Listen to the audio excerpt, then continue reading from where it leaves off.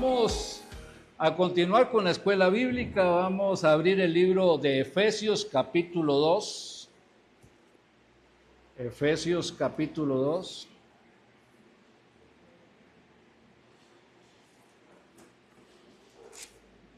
Y vamos a terminar ese capítulo. Efesios capítulo 2.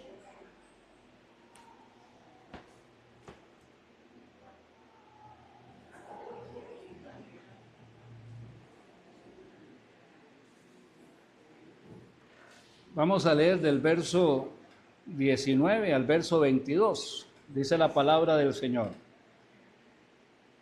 Así que ya no sois extranjeros ni advenedizos, sino conciudadanos de los santos y miembros de la familia de Dios, edificados sobre el fundamento de los apóstoles y profetas, siendo la principal piedra del ángulo Jesucristo mismo, en quien todo el edificio bien coordinado va creciendo para ser un templo santo en el Señor, en quien vosotros también sois juntamente edificados para morada de Dios en el Espíritu. La gracia nos acercó a Dios.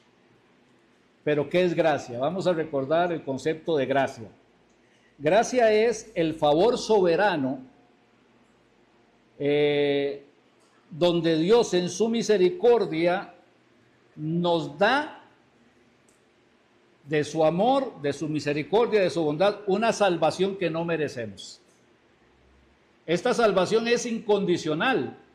O sea, Dios no me está diciendo que tengo que hacer esto, que tengo que hacer aquello para ser salvo. Dios me está diciendo, venga así, tal y como está, y yo lo voy a hacer salvo.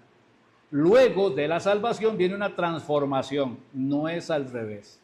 Esa es la gracia de Dios, ese es el amor de Dios. El amor que Dios le dio a usted es incondicional. No hay nadie que pueda decir, Dios me rechazó. Porque el Señor Jesús dijo, venid a mí todos los que estáis trabajados y cargados, y yo os haré descansar. Nadie puede decir, Dios me rechazó. La Biblia dice que el Señor no quiere que ninguno se pierda, sino que todos procedan al arrepentimiento. Y la Biblia dice que Dios manda a todo hombre en todo lugar que se arrepientan. La Biblia dice que porque de tal manera amó Dios al mundo, que ha dado a su Hijo unigénito, para que todo aquel que en él crea no se pierda, mas tenga vida eterna. Nadie se va a ir al infierno porque Dios lo determina, sino porque la propia persona lo ha determinado al rechazar la gracia, la misericordia de Dios. ¿Okay? Eso es la gracia de Dios. Así que esa gracia nos acercó a Dios y nos dio una ciudadanía legal, una familia íntima y un lugar eterno en su templo. ¿Okay? Vamos a ver lo de la ciudadanía legal. Dice el verso 19. Así que ya no sois extranjeros ni advenedizos, sino conciudadanos de los santos y miembros de la familia de Dios. Como todos entendemos lo que pasa con los migrantes en Estados Unidos, tomemos el ejemplo. Si usted va a Estados Unidos a pasear, usted puede entrar a Estados Unidos, usted puede gastar dinero en Estados Unidos, pero usted no tiene derechos en Estados Unidos. Usted no puede negociar en Estados Unidos. Usted no puede trabajar en Estados Unidos. Usted no puede votar en Estados Unidos. Usted no tiene derechos en Estados Unidos. Usted es simplemente un extranjero. No pertenece a Estados Unidos. Ahora, hay otros en Estados Unidos que tienen residencia. Igual, les permiten vivir más tiempo en Estados Unidos, pero igual tienen una serie de limitaciones absolutas. Absolutas. ¿Por qué? Porque no son de Estados Unidos. Su patria no es Estados Unidos. Este ejemplo que les pongo es lo que tiene que ver con esta ciudadanía celestial. Un extranjero es un turista en tránsito. Pero aquí la Biblia me dice que yo para el cielo, para esa patria celestial, yo no soy un extranjero. Dios no me va a tomar como extranjero sin derechos. Dios me va a tomar como un ciudadano de ese lugar, de ese cielo. Los mismos derechos que tengo de estar aquí en Costa Rica por ser tico, que puedo tener todas mis libertades, son las mismas que voy a tener o que tengo en el cielo, en la patria celestial, porque ahora soy un ciudadano celestial según la palabra de Dios. No es meramente que recibí a Cristo y ya no voy al infierno. No, esta salvación es más allá, es maravillosa. ¿Soy un extranjero? No. ¿Voy de tránsito? No. Mi patria es la patria celestial. Y si en este momento, o el año pasado, que estuve tan cerquita de que el Señor me hubiese llamado, me hubiese muerto, estaría en el cielo. Tranquilo, en paz, feliz, dichoso, gozándome. No voy a decir que de nube en nube, pero hoy estaría bien. Y nadie me echaría de ese lugar, nadie me despediría de ese lugar. ¿Por qué? Porque ahora en Cristo Jesús soy un ciudadano celestial. ¿Okay? Así que mi ciudadanía es celestial, mi dependencia es celestial. No espero que el gobierno en Costa Rica solucione los problemas o mis problemas. No espero que el gobierno en Costa Rica me dé lo que necesito. Como soy un ciudadano del cielo y soy un embajador celestial, mi dependencia está de los recursos celestiales. Es Dios el que suple todo lo que me haga falta conforme a sus riquezas en gloria. ¿Por qué? Porque mi ciudadanía es celestial. Y de esa ciudadanía, Dios bendice mi vida aquí en la tierra. ¿Lo entendemos? No estuvo tan complicado, ¿verdad? Ok. Hay un texto en Filipenses 3:20 que se lo leo. Mas nuestra ciudadanía está en los cielos, de donde también esperamos al Salvador, al Señor Jesucristo. Hay personas que a veces, un creyente a veces tiene un mal día, porque sucede. Hoy fuimos tan santos que hasta el apóstol Pablo quería pedirnos consejo y mañana no nos va a ir tan bien. Algo nos puso de malas, tuvimos una discusión y empezamos a sacar el lado salvaje que creíamos que ya no existía y tuvimos un mal día. Y pensamos que he perdido todos mis derechos con Dios, que ya Dios no se va a acordar de mí, que estoy despedido de la gloria de Dios, pero no funciona así. En Costa Rica yo puedo portarme mal y si me porto mal me juzgan y si salgo culpable voy a la cárcel, pero sigo siendo tico. Dios me tomará y me disciplinará si es necesario tener corrección, pero sigo siendo ciudadano celestial. Nada me quita toda esta salvación tan grande que el Señor me ha dado, que implica ser un ciudadano celestial.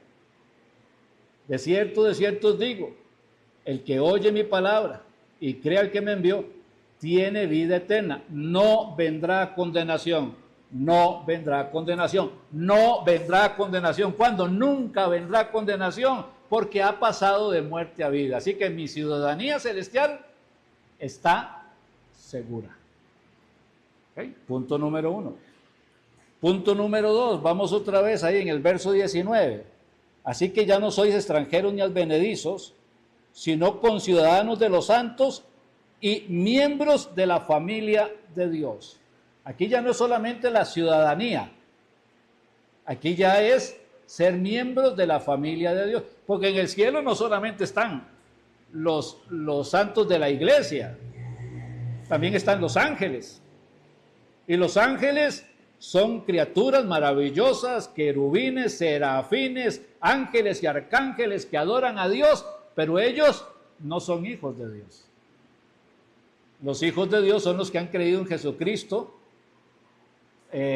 lo que le han recibido a Jesucristo como único y suficiente Salvador. Así que ahí en el cielo hay muchas personas que pueden estar con la ciudadanía celestial, pero hijos solo los que han recibido a Jesucristo.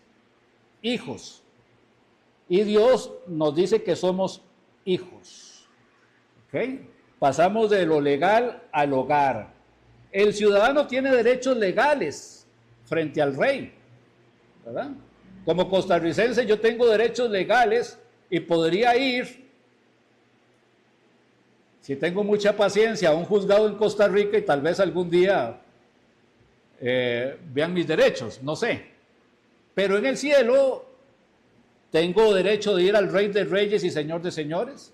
Tengo derecho de decirle, Padre, mira lo que está pasando. Tengo derecho de decirle, Dios Todopoderoso, esto es lo que está pasando en este momento, lo pongo delante de ti, que eres el juez de toda la tierra, etc.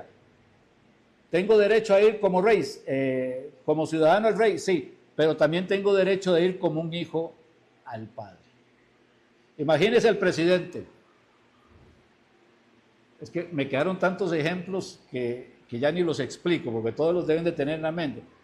Y quiero ir a visitar al presidente. ¿Qué pasa si quiero ir a visitar a la presidente en este momento? Pues puede ser que me reciba, digamos que me da cita. ¿Y puedo entrar ahí como si fuera mi casa?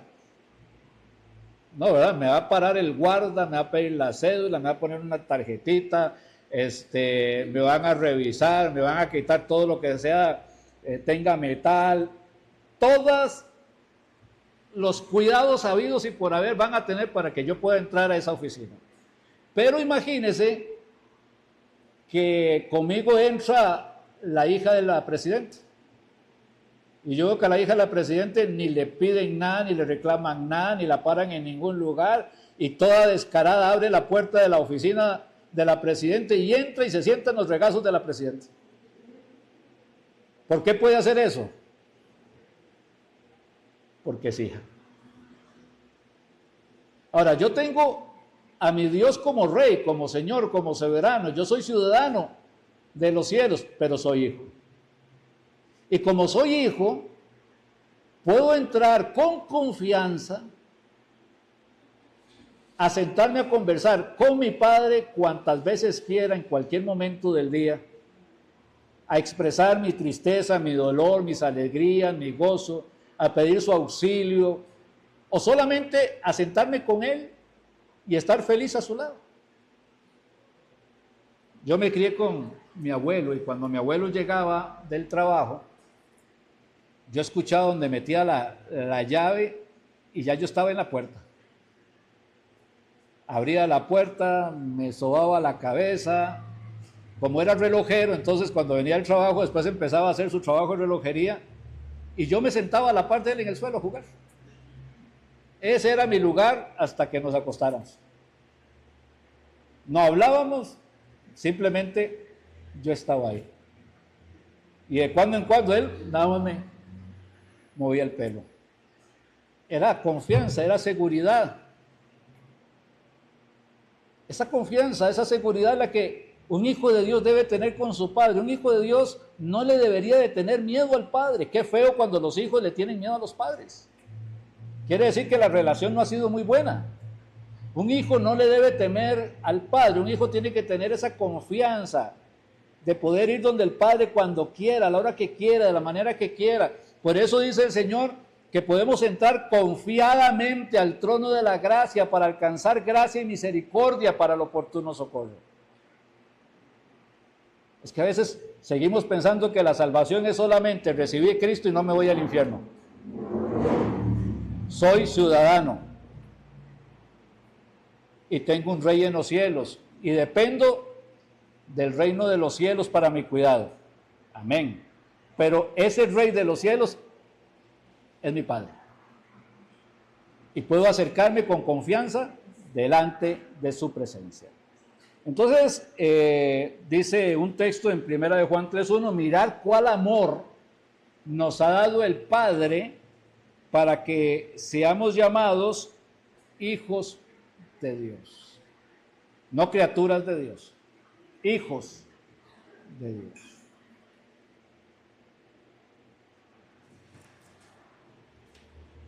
Ahora que no tengo a mi hijo, está en el cielo.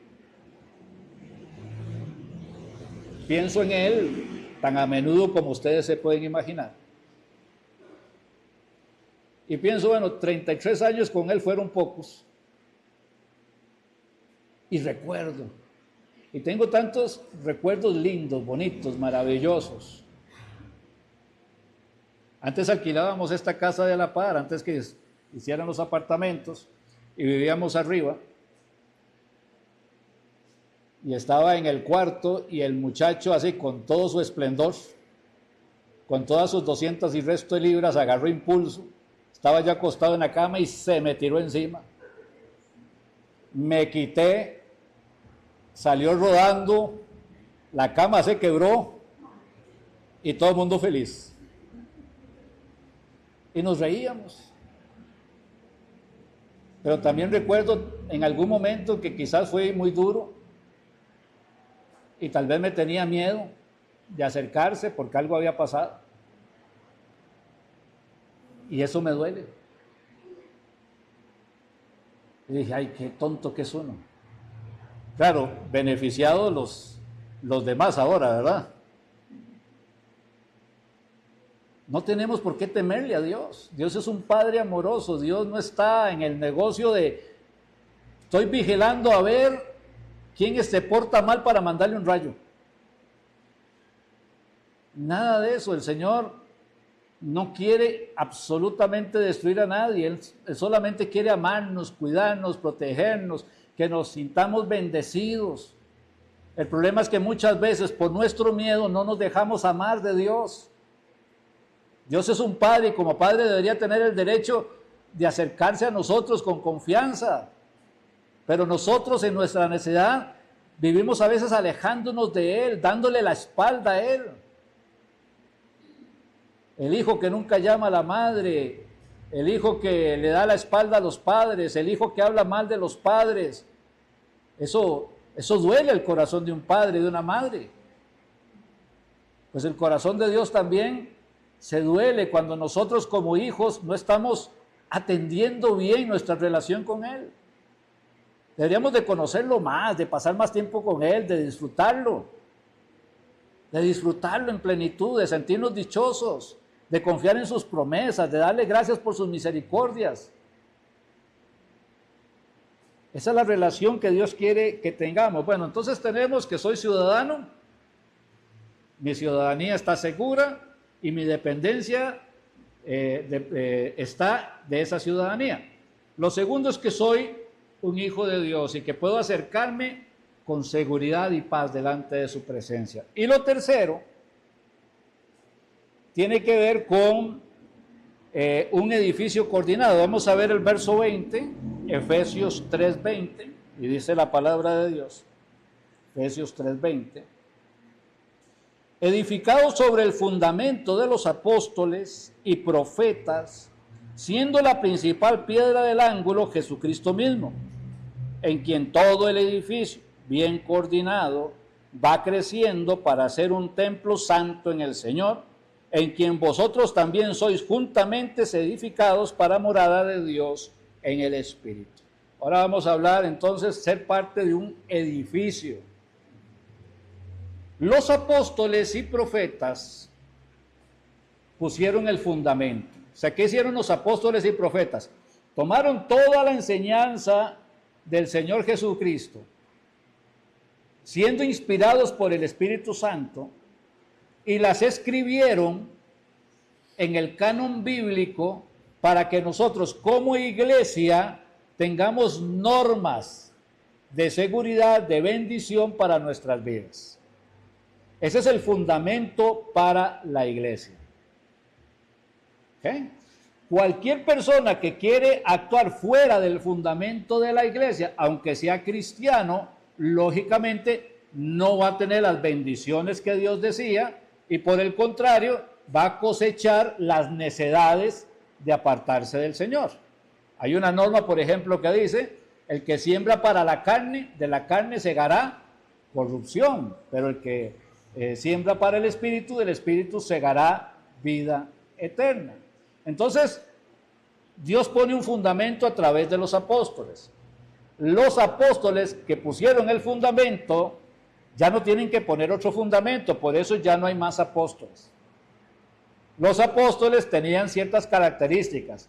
Habían sido llamados directamente por el Señor Jesús, habían sido discipulados directamente por el Señor Jesús y habían visto al Señor resucitado.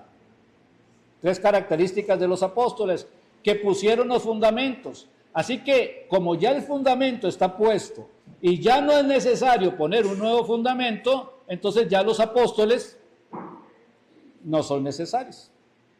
¿Ok? el mayor puesto de honor que puede tener un creyente en esta tierra no es que le digan apóstol o el evangelista o el ángel, el ungido, lo que quieran decir. Esos son solamente los hombres que les gusta tener reconocimiento. El mayor puesto que puede tener un hijo de Dios en esta tierra es ser siervo. El que quiere ser el primero tiene que ser el siervo de todos los demás. Entonces, aquí tenemos el asunto de los apóstoles, su doctrina, la escritura viva. La iglesia se levanta sobre estas leyes y no sobre modas o emociones. ¿Okay? Yo no sé cuál es el problema, díganme ustedes. Yo no sé cuál es el problema de venir a un culto y estar un tiempo con Dios con seriedad, con respeto, con reverencia. No sé cuál es el problema. Estamos delante de la presencia de Dios. Estamos aprendiendo. Los muchachos, los jóvenes, los niños van a la escuela y mientras que están en clase no pueden traer la fiesta a la clase. ¿Ok? Hay momentos de respeto en la vida. Dice el libro de Eclesiastés que todo tiene su tiempo. Y cuando estamos en la casa de Dios, pues hay un tiempo de respeto, de orden, de aprender, de ser renovados en la mente, en el corazón. Y cuando salgo del templo, sin necesidad de que vaya a algo pecaminoso, puedo asistir a una fiesta de cumpleaños y estar feliz con las personas que están ahí. Y puedo disfrutar, puedo ver un partido que no sea de Saprissa para que no le dé tristeza. Pero puedo disfrutar, puedo ser feliz. O sea, nada me quita que yo pueda disfrutar, pero no necesito traer el mundo a la iglesia solamente para alcanzar por medio de cosas mundanas lo que solo se alcanza por el Espíritu Santo que convence de pecado, justicia y juicio. Este tiempo que pasamos con Dios debemos de atesorarlo, debemos de amarlo, debemos de aprender, debemos de ser serios, porque es lo que nos va a fortalecer para que al salir de aquí podamos tener fuerza contra las acechanzas del diablo, para no pecar contra Dios, para ser instrumentos en las manos de Dios. Así que el fundamento de una iglesia no son las emociones, no son las modas, no es la nueva unción. El fundamento de una iglesia es lo que está establecido en las Escrituras. ¿Okay? Y como la Escritura es la que sirve para enseñar, corregir, entonces vamos a aplicarnos a ellas. Lástima perder el tiempo en cosas del mundo cuando estamos glorificando a Dios. Ok. Entonces la iglesia no se sostiene por modas o emociones. La piedra angular, Jesucristo. Tal vez muchos no conozcan de construcción y los que decimos que conocemos se nos queda una casa si la construimos. Pero una piedra angular es importante. Es muy importante. Esa primera piedra o ese primer plano en una chorrea va a determinar los ángulos de la casa, el plomo de la casa, los niveles de la casa, todo el edificio se va a sustentar desde que parte de ahí. ¿Okay? Nada entra a como quiere, no es que pongo la piedra en una dirección y desplomada, sino todo tiene que ir como bien. Mira que los que construyeron aquí la iglesia son personas de mucho amor, pero su conocimiento de albañilería no era muy bueno. Si ustedes se paran ahora ahí, ustedes van a ver que ahí donde está el hermano Bernal, no es porque el hermano Bernal se recostó que la pared se curvó. Es porque el que la iba pegando iba con los bloques así de un momento a otro y después quiso enderezar. Y eso desde luego puede ser una falla estructural seria, más si usted quiere poner un segundo piso, un tercer piso, ¿verdad? Entonces, cuando el fundamento no es Cristo, o cuando queremos poner a Cristo de fundamento, pero como yo quiero, a mi manera, ese edificio no va a salir bien. Puede ser que se vea bonito, puede ser que se vea precioso, pero no va a salir bien. ¿Vieron lo del terremoto, creo que en Filipinas? De un momento a otro empezó a temblar y muchas casas se cayeron, pero no todas se cayeron. ¿Cuál fue la diferencia? El fundamento. La calidad de los materiales que se usaron. Eso hizo la diferencia. Nosotros somos parte de esto que el Señor está haciendo. La piedra angular es el Señor Jesucristo. Dice, porque nadie puede poner otro fundamento que el que está puesto, el cual es Jesucristo. Una iglesia no puede estar fundamentada en los deseos humanos. Cuando una iglesia habla más de una persona que del Señor Jesucristo, el fundamento está mal puesto. Cuando una iglesia tiene seguidores de un hombre, el fundamento está mal puesto. La única persona que debería ser conocida, reconocida, admirada, adorada y servida en una iglesia es el Señor Jesucristo. Cuando esto no sucede, el fundamento está mal puesto. Y en algún momento esa iglesia no se va a lograr sostener. Va a caer. ¿Okay? Aparte de eso, el Señor no nos mandó a hacer iglesias. El que edifica la iglesia es Él. El Señor lo que nos mandó fue hacer discípulos. Y a los discípulos los une dentro de una iglesia, pero el que edifica la iglesia es Él. Hoy los hombres en su necesidad de estar edificando iglesias, lo que hicieron es competencia entre congregaciones. ¿Cuál es la mejor? Todos tenemos la misma Biblia, todos deberíamos tener el mismo panorama, pero resulta que somos cristianos y ninguno nos queremos.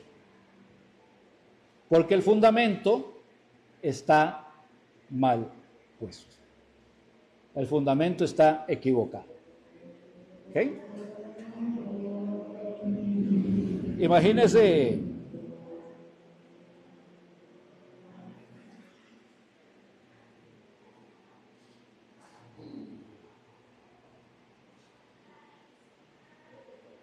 que usted se dé cuenta de que la religión que ha estado siguiendo no termina en el cielo, sino que termina en el infierno.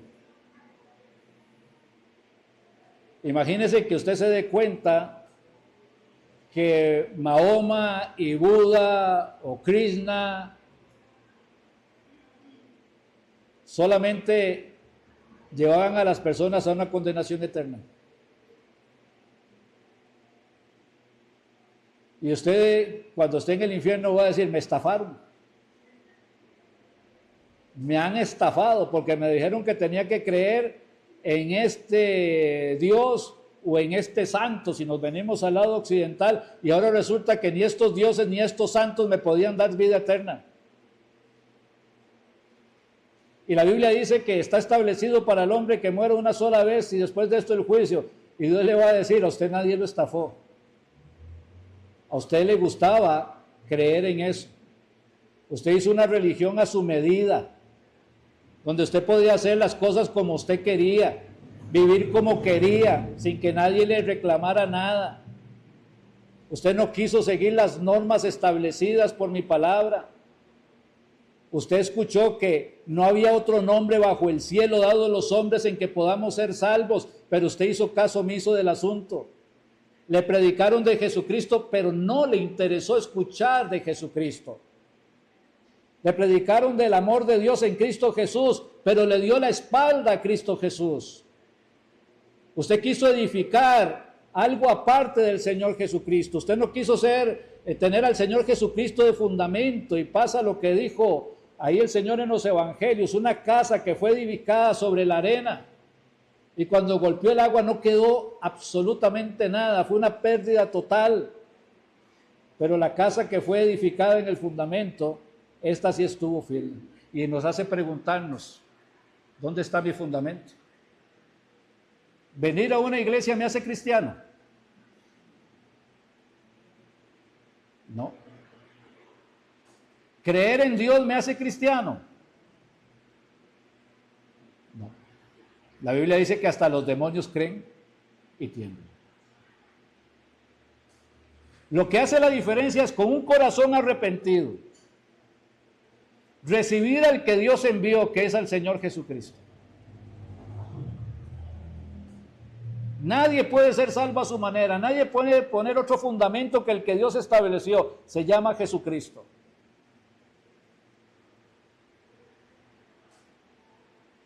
Dice la palabra de Dios, no se turbe vuestro corazón. ¿Creéis en Dios? Creed también en mí. Puedo creer en Dios, pero si no quedo en Cristo, no hay fundamento. No hay salvación. ¿Creéis en Dios? Creed también en mí.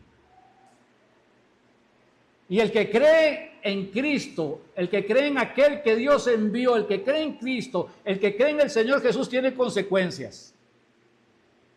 En la casa de mi Padre muchas moradas hay. Si así no fuera, yo os lo hubiera dicho. Voy pues a preparar lugar para vosotros, y si me fuere y preparar el lugar, vendré otra vez y os tomaré a mí mismo, para que donde yo estoy, vosotros también estéis. Y sabéis a dónde voy, y sabéis el camino. Y le dijo Felipe, Señor, si no sabemos a dónde vas, ¿cómo pues sabremos el camino? Y el Señor le dijo, yo soy el camino, y la verdad, y la vida, y nadie viene al Padre sino por mí. ¿Cuál es su fundamento? ¿En dónde está fundamentada su fe? ¿En quién cree? ¿En quién cree? Ahora hay personas que dicen que creen en Jesús, pero es un Jesús un poco extraño. Es un Jesús que murió por los pecados en la cruz del Calvario, pero que le da licencia a los que van a esos lugares a pecar. Es un Jesús que aplaude el adulterio y que aplaude la fornicación y que aplaude la borrachera y que aplaude todo lo que la palabra de Dios dice que no está bien. ¿Qué Jesús más extraño? Es que ese es un Dios hecho a su medida y que le pusieron por nombre Jesús, pero ese no es el que Dios envió. El Señor vino a morir por los pecados, no a alcahuetear los pecados. Es que yo no veo por qué esto es malo, porque la Biblia lo dice, pero a mí no me parece. Discuta con Dios en el día del juicio. Es que Dios no me puso para ser su abogado. Es un asunto de su conciencia. En su corazón usted sabe que es malo, aunque usted trate de defenderlo, aunque usted trate de disculparlo, aunque usted trate de vestir de blanco el pecado, sigue siendo pecado.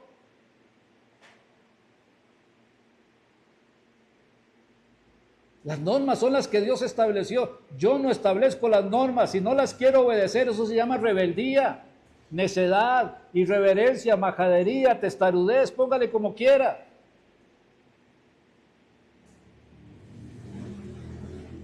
Por eso dice el Señor que tenemos que humillarnos ante su poderosa mano. Que Dios resiste a los soberbios y da gracia a los humildes.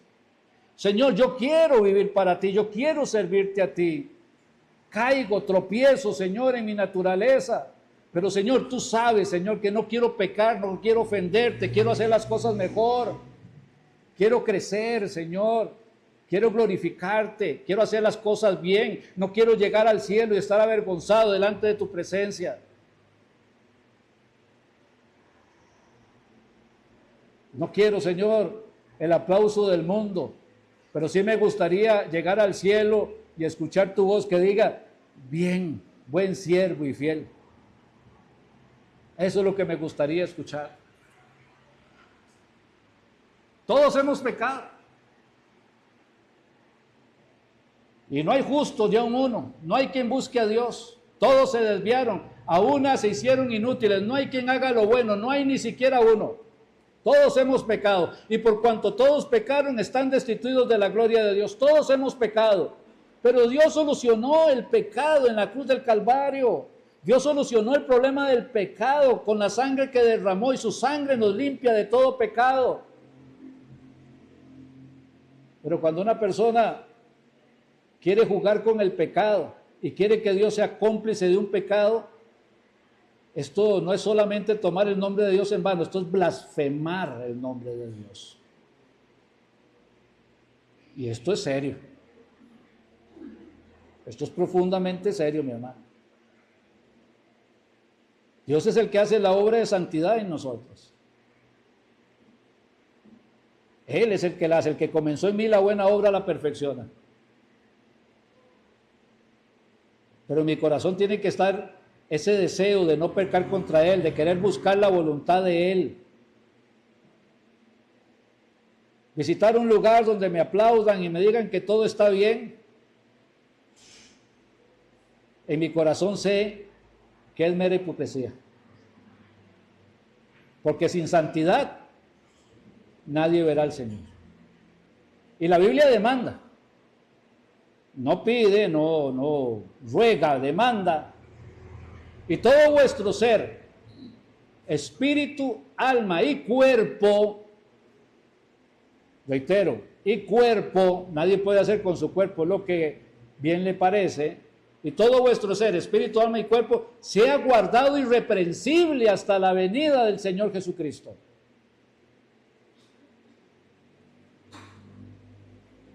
Pero parece que la gente dice, mi espíritu se lo doy a Dios y con mi cuerpo hago lo que quiero. No funciona. Puede funcionar a nivel mundial, puede funcionar a nivel religioso, pero a nivel del Señor no funciona. Me llama la atención de que la Biblia habla de la manada pequeña. Dice que son muchos, ¿verdad? Muchos escuchan predicadores, muchos siguen sus disoluciones, pero el Señor siempre habla de una manada pequeña. Porque los muchos se terminan desviando. Pero la manada pequeña quiere buscar al Señor y glorificar su nombre. No temáis, manada pequeña. El Señor habla de que el remanente de Israel es el que va a ser salvo. Dios quiere que todo Israel se salve. Sí, pero ¿quién se va a salvar? El remanente. Los que se humillan, los que obedecen, los que reciben a Cristo. Así que, hermanos, en esta fin de lección bíblica, Efesios 2, tenemos tres cosas. Soy ciudadano celestial. Soy hijo de Dios. Tengo familiaridad para poder entrar al Padre cuando quiera. Y soy parte de este edificio donde el Señor Jesús es la piedra angular y donde yo soy parte de este edificio, no donde yo quiero, sino donde el Espíritu Santo escogió ponerme.